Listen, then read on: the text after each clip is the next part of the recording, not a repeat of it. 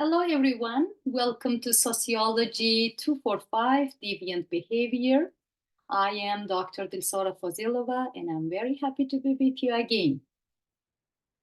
So in our second week, this is the first class, we are going to delve into the multi-dimensional realm of deviance again within our societies, exploring the various theories, concepts, and factors that shape and influence behaviors that deem it deviant.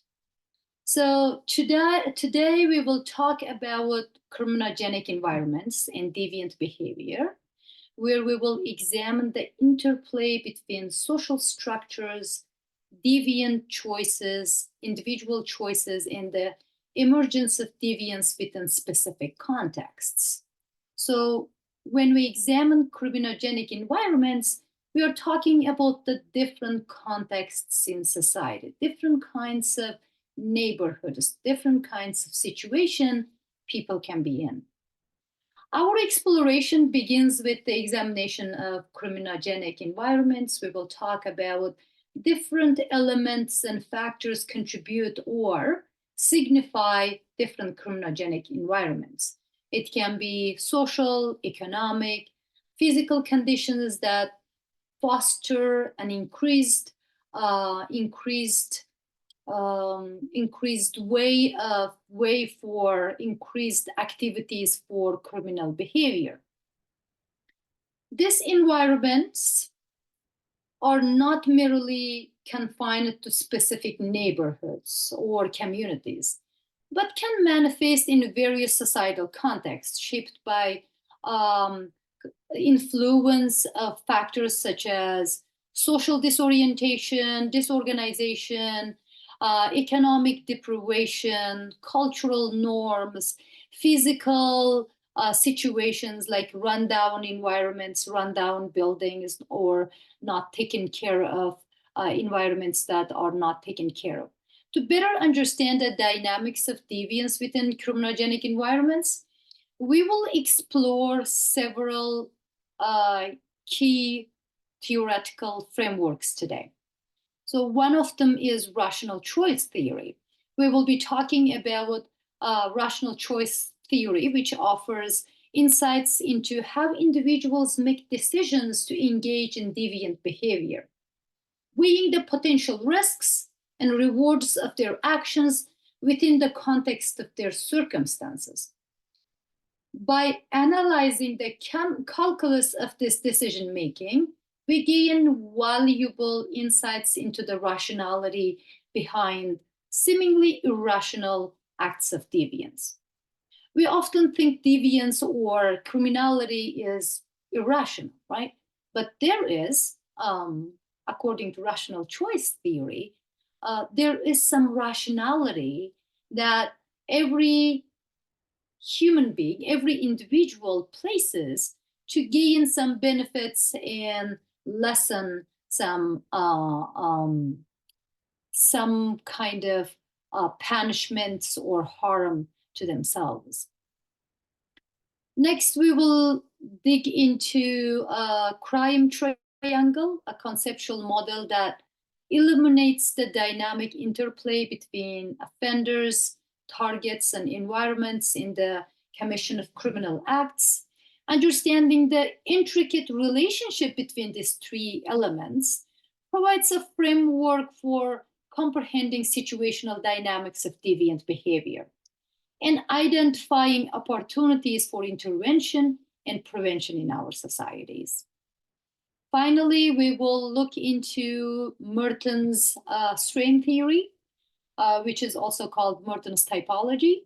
It posits that societal structures, he's a structural functionalist, societal structures and cultural values can create pressure or strain on individuals, leading to adapt through various forms of deviant behavior.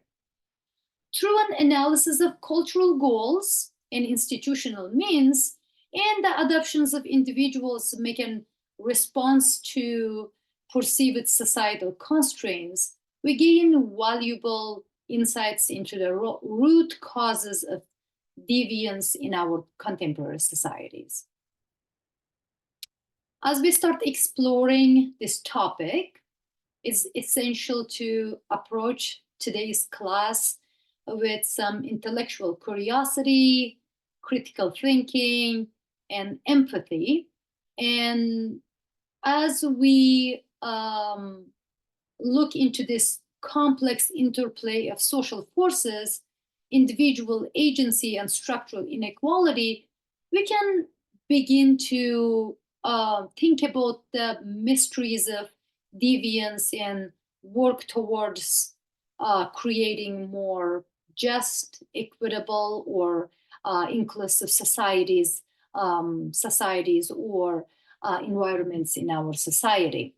So with that, I will share my PowerPoint, and we will continue rest of it as I organized.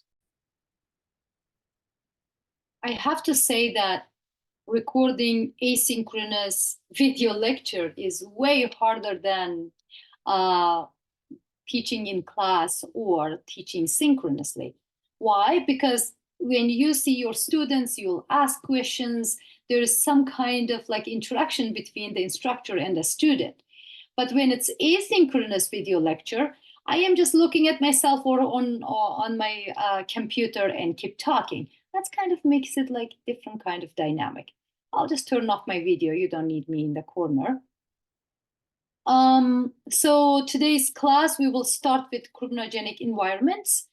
Before that, what is really environmental criminology? Environmental criminology is subfield of sociology or subfield of criminology that focuses on understanding the relationship between crime or deviant behavior and the physical or social environments in which that crime occurs. It examines how various environmental factors, including that economic factors, social factors, various drug or weapon-related factors, or alcohol, any kind of factors influence crime patterns, and also that makes it more likely to happen. It makes crime more likely to happen. Criminogenic environments, then, I don't like definitions, but it's useful when we have asynchronous classes. Criminogenic environments is a concept within criminology or crime and deviance behavior, that refers to the social, economic, and physical conditions in given setting or environment that contribute to increased criminal behavior and higher rates of criminal activities or unlawful activities. So what are the elements and factors associated with criminogenic environments? Number one, I would say social disorganization. What is social disorganization? Criminogenic environments often exhibit high levels of social disorganization, which means like weak social bonds. Maybe there is not enough people know you, breakdown of community cohesion. Like, for example, if you are from a village or smaller town, you might know more people, that your parents are there, your teachers are there, your friends are there, your family is there, the relatives are there. That makes you act in certain way. And the social disorganization really means is if that bonds are not there or weakened, people can act more deviant, or there can be more criminal behavior. Also, the factors such as poverty, residential mobility, and ethnic heterogeneity can disrupt social networks and make it easier for criminal activities to occur without detection or intervention. For example, if there is organization, social organization is not really defined, and people really have no connections to other social institutions or people, the bonds are weakened, they may feel like they have nothing really to fear of, or they don't care about their reputation in that kind of environments. The second one, I would say, that's economic deprivation. Of course, that comes without that exploring too much, that wherever it is economic deprivation, there are more factors can contribute to economic or criminogenic environments. For example, if in the community unemployment rates are high, that is one ticket for more crimes. Lack of criminal economic opportunities, that people don't have jobs, they can't make money, so they don't know where to get their money. That is like their lives are continuing. They need to eat, they need to have clothes, they have their needs, they need to look after families. So if economic deprivation is in society, that itself pushes people towards acting against laws and regulations, or breaking laws and regulations. Wherever that poverty and lack of economic opportunity is concentrated more in societies, that parts of the city or country can have more rates of crime. Some economic hardships may lead individuals to resort to criminal behavior as a means of survival, or as a response to limited legitimate revenues for financial gain. Also, some people in this kind of situations, it can be resistance. So people are upset of lack of economic opportunities, and there is hardships. They don't know how to make money. They don't have employment, so they act as they are really unhappy. So they can break the rules and regulations within certain social contexts. Another one is physical disorder. If the neighborhood is run down, if there are certain kind of buildings that are half destroyed, or there are graffitis on the walls and abandoned places, poorly maintained infrastructure, inadequate street lighting can signal certain criminogenic environments as well. For example, we can compare that to the shopping malls, where there are many different kinds of cameras around. There are security guards around. There is police around. People are walking, and all the time there is light, there is cleanness, and everything is in order. But physical disorder in certain places, for example, as we mentioned, that abandoned buildings, bad lighting, people don't go through a lot. It can be somewhere, beside the tunnels, that people don't walk too much. That's where maybe like purse grabbing happens, or even maybe kids play rough, and there can be knife or any other weapons involved in that kind of situations. All kinds of things can happen. Even sexual abuses can happen in that kind of places. So physically run down places in one of the elements or factors for criminogenic environments. Also, availability of alcohol, drugs, and firearms, certain weapons, can introduce another layer of factors and environment of criminogenic environments. If drugs and firearms are there, it it increases the criminogenic nature of environment. Access to drugs or alcohol or firearms increases the likelihood of drug-related, alcohol-related, or weapon or firearm-related crimes or deviant behavior. Well, we call them crime more than deviant behavior because they are regulated by laws and regulations. It can be trafficking, possession of this stuff, it's against the laws, violence associated with drug or alcohol, or it can be anything related to firearms, shooting somebody, killing somebody. Similarly, easy access to firearms can escalate conflicts between people, or when conflicts are already there, it can escalate the higher rates of violence in conflicts. Another element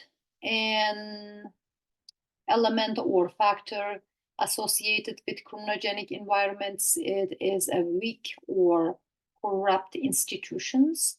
For example, if law enforcement is corrupted or weak in certain environments, then that itself is not good for environment. It can encourage criminogenic environments. Criminogenic environments often feature weak or corrupt institutions, including this stuff: law enforcement, judicial systems, and social services agencies. When people don't trust these institutions, then that means like they're not scared of laws, they're not scared of security guards or police guys. That leads to kind of street gang or street laws. Whoever is the strongest that will, do certain things that can cause a lot of harm to weaker people, or people are not protected by law or regulations. Also, that can undermine the government's efforts to prevent crime, and people cannot really seek assistance or prevention from the university, from the institutions, social institutions such as judicial system or law enforcement or crime prevention services. My language is not working today. Also, another element or factor associated with criminogenic environments is cultural norms and subcultural influences. What is culture? Culture is the group of people who have similar forms of belief systems, traditions, and they have some material means of culture, non-material means of culture, which holds them together. The subculture is smaller cultures within mainstream culture that is called subcultures. Cultural factors and subcultural influences within certain contexts also can shape attitudes towards crime and influence, and also likelihood of engaging in crimes. For example, neighborhoods with culture of violence or where criminal behavior is glamorized may have higher rates of crime compared to areas where the social norms are stronger. What do we mean by glamorized? That criminal behavior is glamorized. Some cultures, there is, for example, street gangs seen as people, that coolest people, strongest people. They can do anything they want. They are somebody people look up to. There's no laws and regulations taking care of that kind of behavior. So they are glamorized in that kind of context. So if that's the case, that is ticket for criminal behavior. Also, historical and systemic factors contribute to criminogenic environments. What do we mean by that? Sometimes neighborhoods are kind of isolated from other neighborhoods because certain racial segregations or institutional racism. There may be discriminatory policies that in that place, in that environment, certain people are more concentrated. Maybe there is a discrimination against them. In that kind of cases, maybe jobs are less there, maybe the buildings are run down, maybe there's economic deprivation. All kinds of factors can contribute to criminogenic environment, to create criminogenic environment. And this is sometimes associated with historical and systemic factors, such as marginalizing certain groups, or sometimes structural racism, or socioeconomic disparities, or such something like that. There are that may create social conditions that increases risks of criminal environment in that kind of situations. There is one book by Dr. W.E. Du Bois that is called Philadelphia Negroes. It's just about African American people who live in Philadelphia in the United States. And Dr. Du Bois goes there and conducts extensive qualitative research, interviewing these people who live in that kind of environment. That book, sometimes I think about that book being a very good book for studying criminogenic environments, how historical and systemic factors can contribute to certain criminogenic environments, creating criminogenic environments. So that is about criminogenic environments. And to just quickly review it, because we talked about too many things here.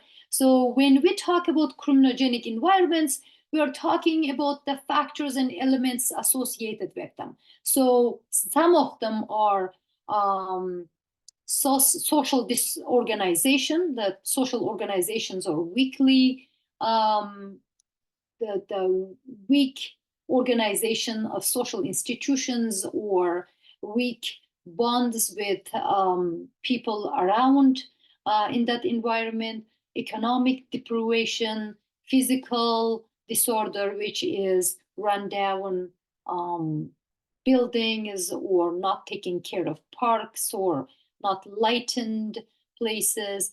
If there's availability of drugs and firearms or alcohol, if there's a corruption in social institutions, and also if there are certain kinds of cultural norms or subcultural influences that increasing criminal behavior, and if there is historical and systemic factors such as racial segregation or socioeconomic disparities, that all of them can create criminogenic environments. So criminogenic environments is not about place. It can be about place, but it is more about the factors that contribute to creating criminogenic environments.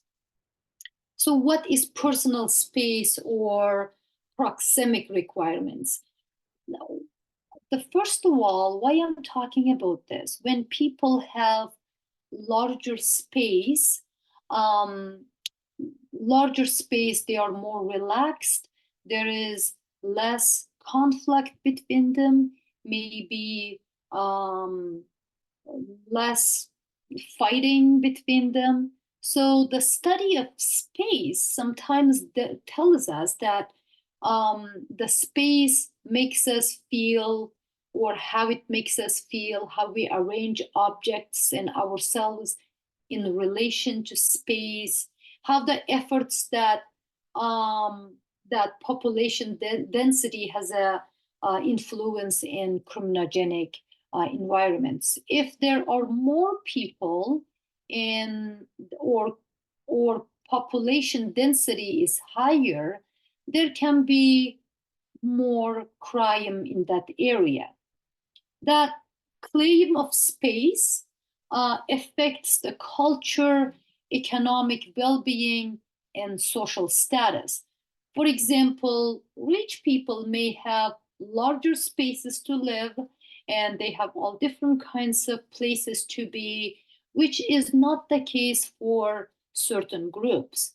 In some places, housing prices are very high, so many families may live in very small spaces, that increases conflict, that increases certain forms of criminogenic behaviors or criminogenic environments.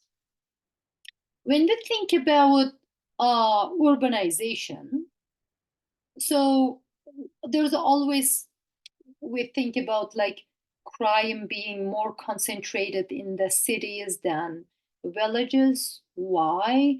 Because there are less people in the villages, so there is more space for people and less people in villages. The relationship between urbanization and crime in urban areas is a complex and debated topic in criminology.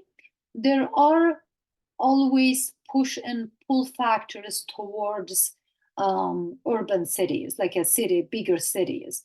There are more job opportunities, more economic opportunities, more hospitals, more educational places, maybe better advancement of technologies there, maybe all different kinds of things in that pulls people towards cities.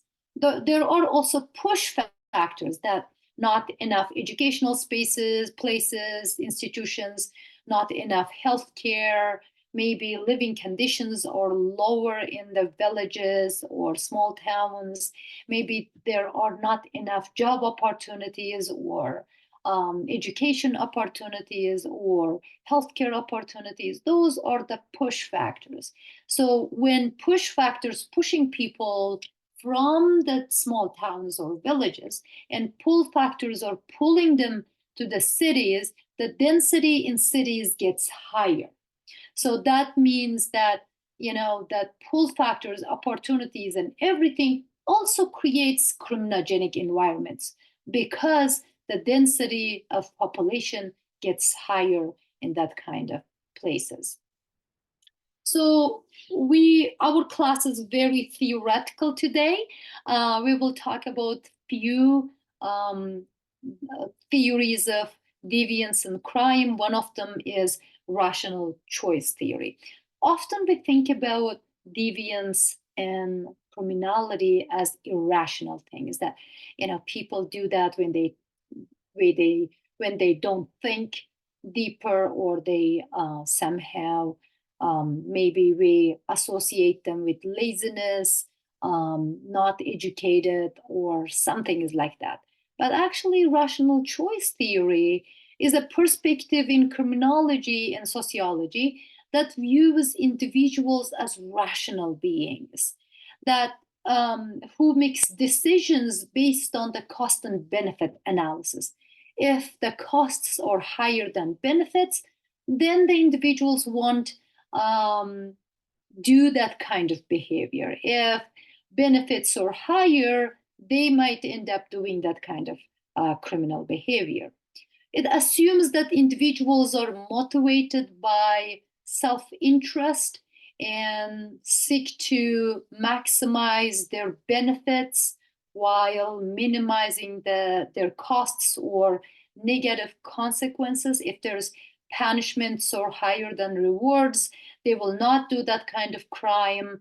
If the rewards are higher than the punishment, then they may end up taking chances. For example, if you look at this picture here, one of them is a shopping mall or business center. I don't know. There are, you can see that cameras around that. It's clean place. It's lightened well, and probably there are security guards. That camera means somebody is looking. There are people behind this camera watching. At least that we can think of. That's a panopticon. We will talk in our next classes. So people act in this kind of place according to they're conscious of somebody is watching them. So the risks of doing some kind of criminal behavior is very high. That can be very costly. It can be, the punishment is certain. But in the second picture over there is some kind of tunnel, and it is not clean. The walls can tell us that it's not, city is not paying attention to this place, and you can see there are not many people around here, and the person is grabbing a purse from a lady, and there's nobody to witness this. If he gets this, I think he has a knife on his hand. There's both of them in here. The situation is, if this lady gives her purse, probably she is minimizing harm. If she doesn't give the purse, she might get stabbed. So both of them acts rationally here. The guy here is certain that nobody's watching him and there's no cameras, and he can get away with grabbing somebody else's purse and have that money or whatever they have in that purse. So in this kind of situation, the risks of crime or rates of crime is way higher than the situations like this.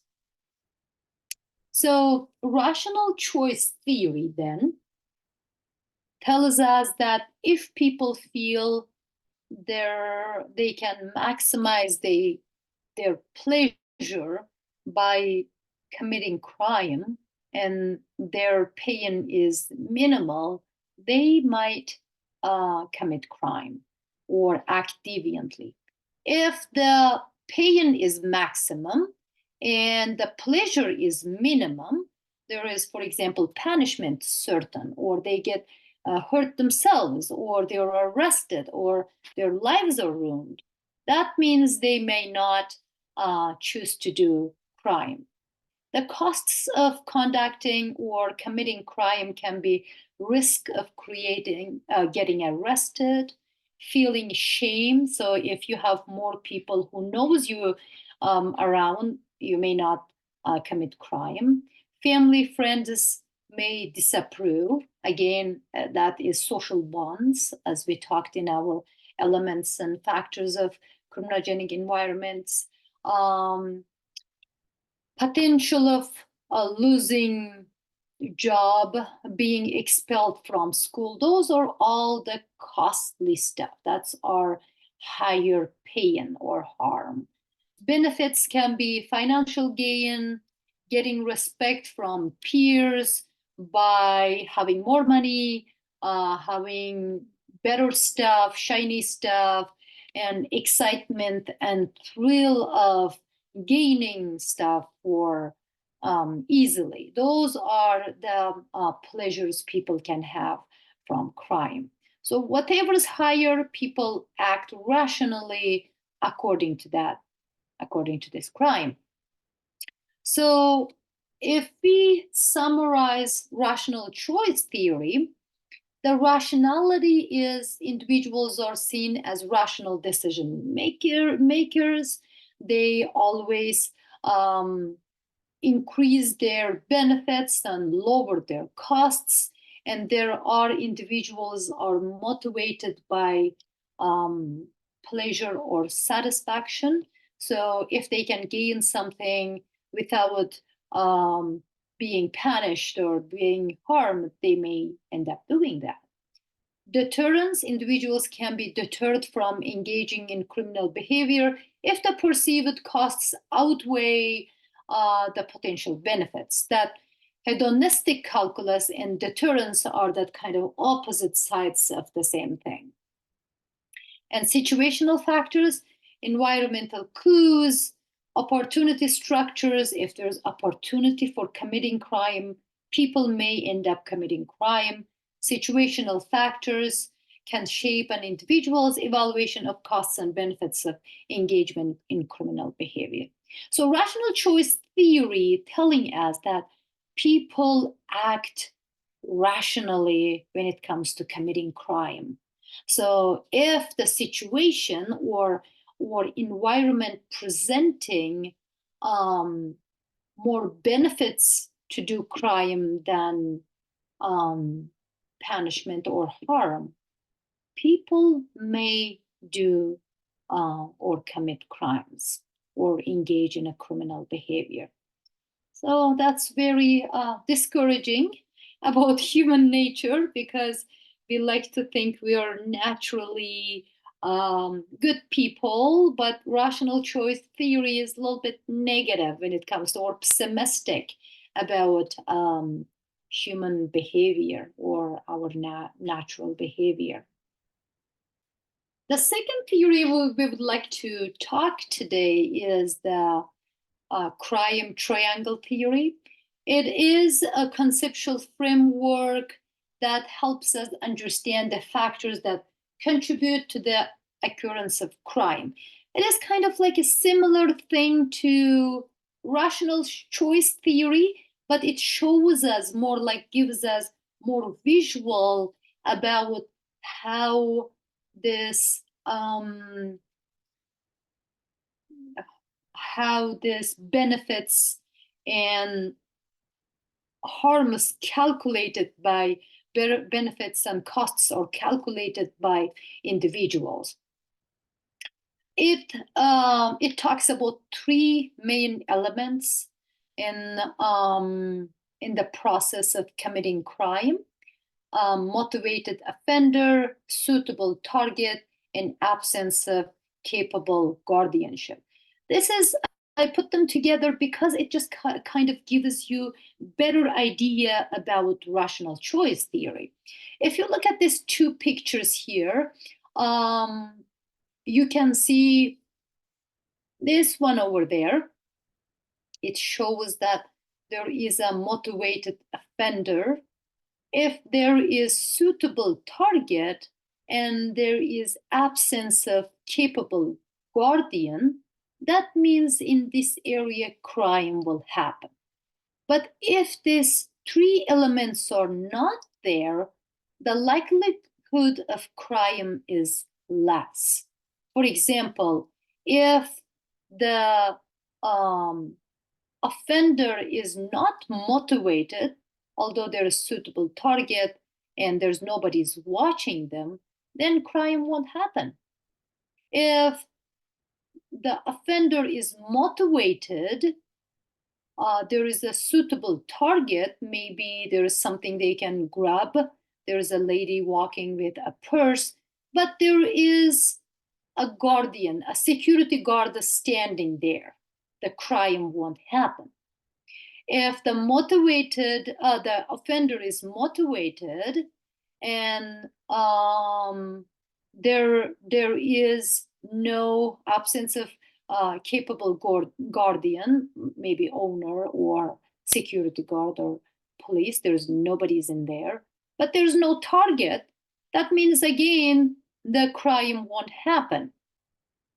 So this is another way of explaining that. So there's an offender, it's a victim or target, and there is a place for it, and that crime will happen in there. And this shows us that who's the offender, that's handler, and who is the victim or target, a place, a guardian. Let's take a look in each of them separately.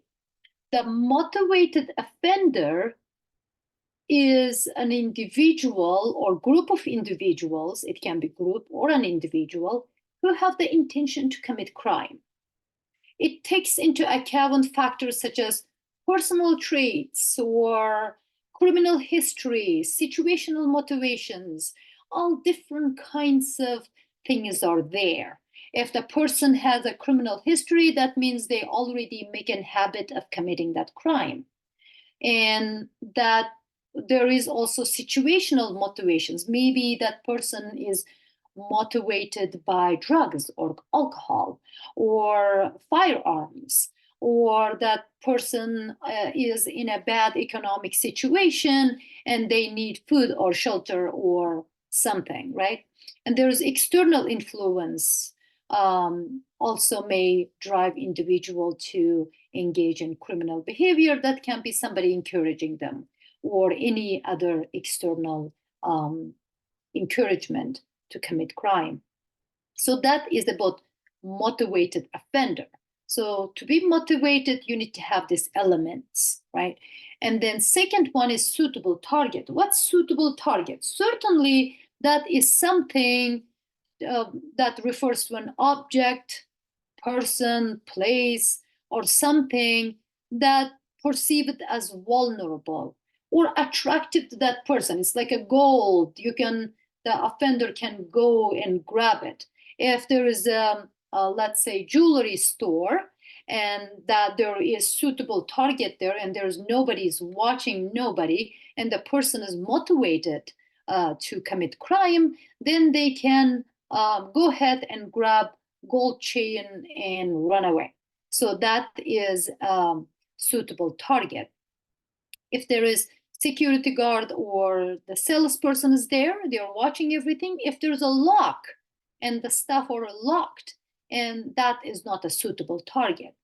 Factors that contribute to target suitability include presence of valuable assets like a jewelry, lack of security or salesperson, accessibility, that there's no lock, they can just go and grab it, and there is low risk of detection or intervention. So if they believe that they can run away from that place without being arrested, that means the target is suitable for crime. The next element is absence of capable guardianship. By now already you know, capable guardianship is somebody can interfere with that crime. They just keep moving.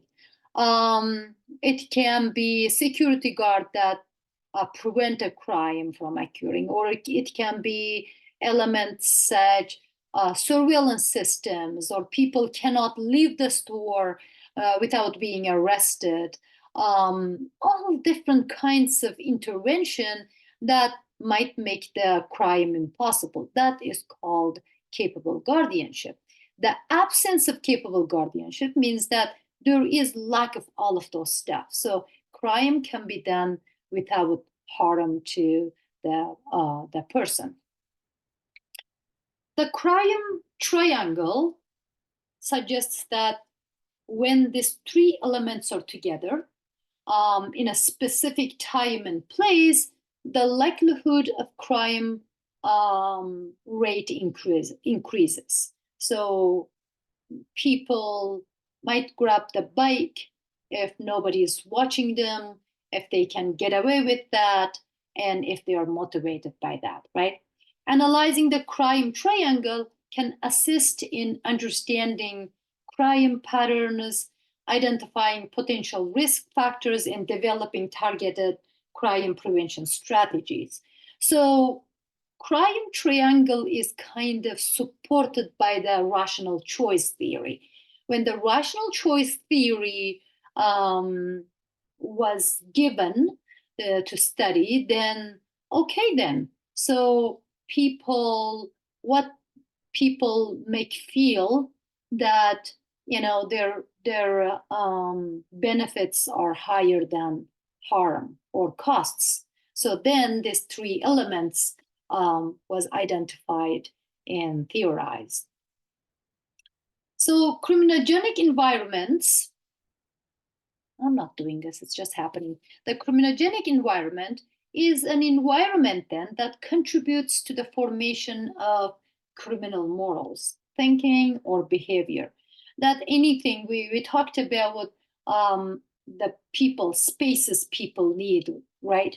So high concentration of population density, high population density, high concentration of poverty, declining legitimate jobs or economic opportunities can increase criminal behavior. If there is increase in illegitimate jobs, can increase criminal behavior. If there are drugs, alcohol, guns, lack of faith, which is part of social bond, if there is not enough criminal justice system or weak criminal justice system, not enough securities and police, they can increase criminality in certain places, and certain cultures increase in violent subcultures or mafias or street gangs, and those stuff can contribute to criminal behavior. So lastly, we will talk about Merton's strain theory. What is that? Strain theory is concept that developed by Robert Merton in the 20th century. Robert Merton is a structural functionalist, and he talks about structural functionalism, analyzes crime as having certain function in society. It just kind of clears between what is social norm and what's deviance. Having this deviant behavior or crime brings people together to fight against them, and also that kind of makes that white and black clear, like what is good and what's bad in society. That is structural functionalism. So Robert Merton continues the analysis of structural functionalism and comes up with this Merton's deviance typology. So what is Merton's deviance typology? It talks about the societal structures and institutions that create pressure or strain in individuals, leading them to engage in deviant behavior as a means of coping or adapting to the stressors they experience. If you look at this picture here, it's talking about cultural goals. What are cultural goals? Cultural goals can be being wealthy, having a home and car and education and all of those stuff people like to have, and that is kind of culture kind of looks at those people as being successful. And then there are institutional means. So if people, institutional means mean that, for example, laws, regulations, that expectations for education, that if you work, you need to work like 8 to 5, whatever, like what institutions encourage people to do. So the strain theory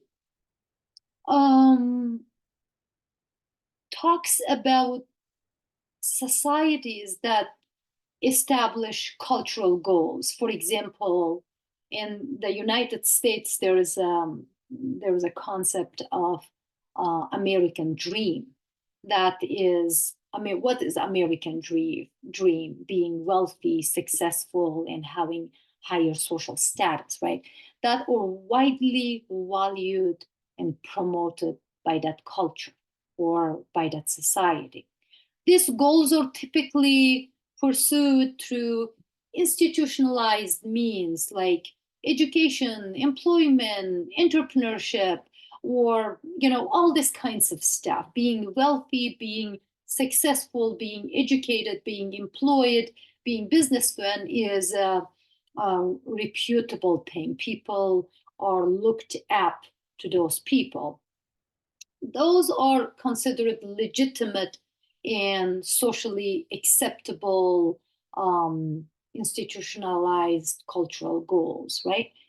Anomy, that is concept created, developed by Durkheim, and Merton introduces this concept of anomy to describe a condition of normlessness or this connection between cultural goals and institutionalized means.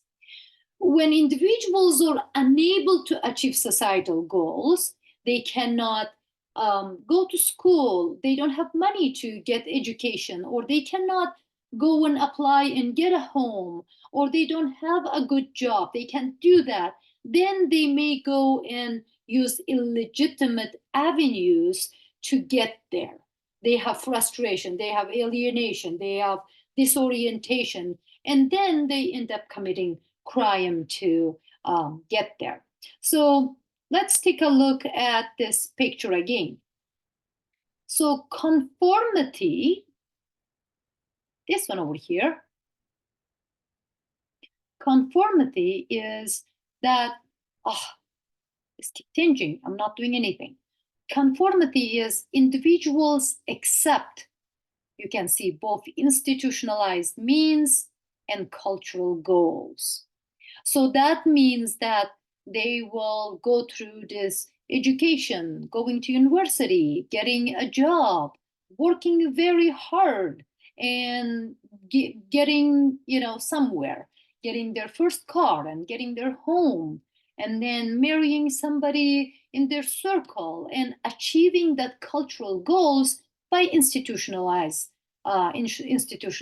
means.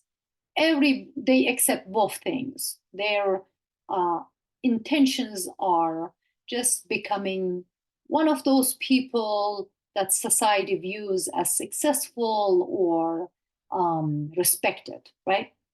The second one is innovation.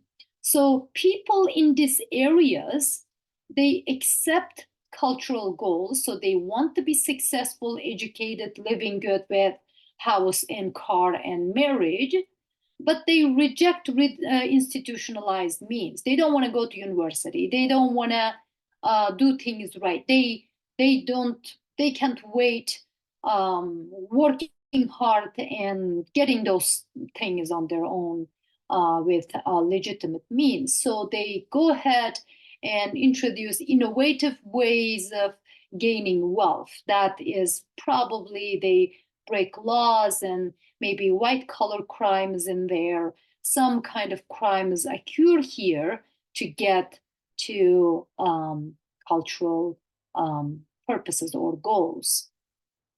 Ritualism, they reject cultural goals but accept institutionalized means. So they go to work, they work hard, they paycheck to paycheck, they don't care about saving up and buying house or getting the certain things. They don't care about the cultural goals, but they follow institutionalized means. They follow the rules and regulations.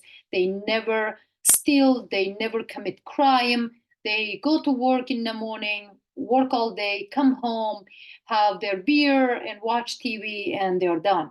So that is ritualism. The retreatism is individuals reject both. They reject cultural goals. They don't care about, you know, having house and cars and being successful or shining in society. And then they don't care about the institutionalized means. They don't care about working or anything. These people over there can make very good couch potatoes in the basement of their parents. They don't care about nothing. So there is another group that is rebellion. They just don't care about societal goals. They don't care about the institutionalized means. Actually, they think they're quite bad and they want to change that. So these people can be terrorists that want to blow off this society, or revolutionists that think this society is just so bad they need different kinds of setting, everything has to change, that these people try to change societal institutions by rebelling the established societal system. So this is Robert Merton's typology or strain theory. The strain theory emphasizes the role of social structure in shaping individuals' responses to societal pressures. So Merton argued that strain is more pronounced in societies characterized by high levels of economic inequality, limited access to legitimate opportunities, and cultural emphasis on material success. So if the society, like American dream, there is a certain societal goal, and people, you can see all different kinds of people, different opportunities, inequality is high, then it's easier to use this typology to understand society.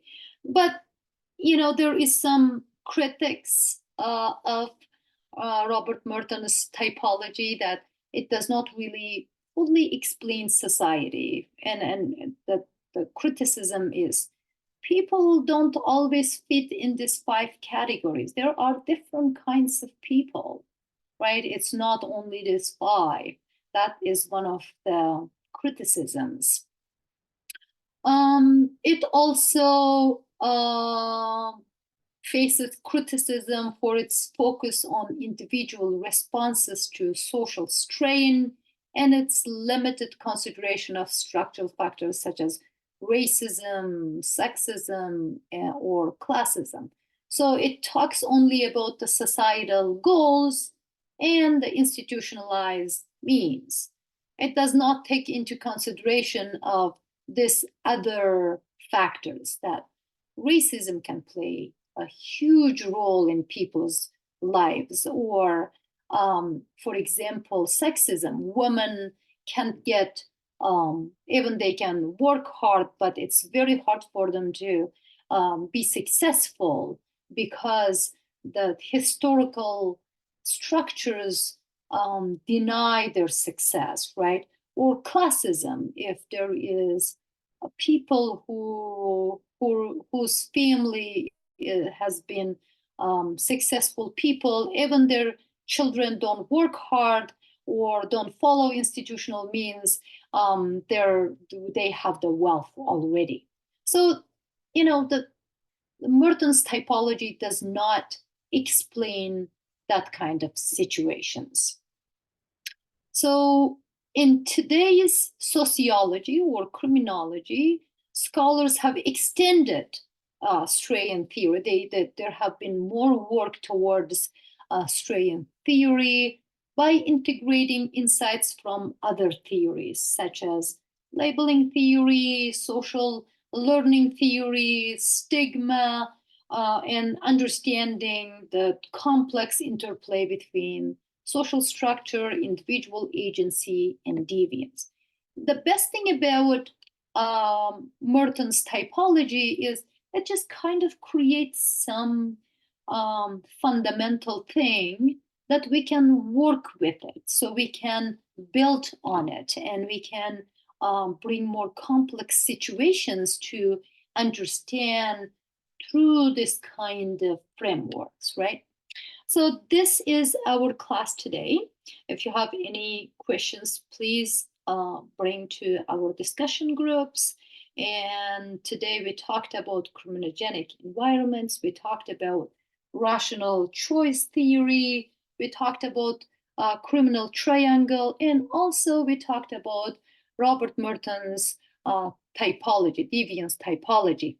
Thank you for your attention, and I will talk to you in our next asynchronous video lecture. Have a great day.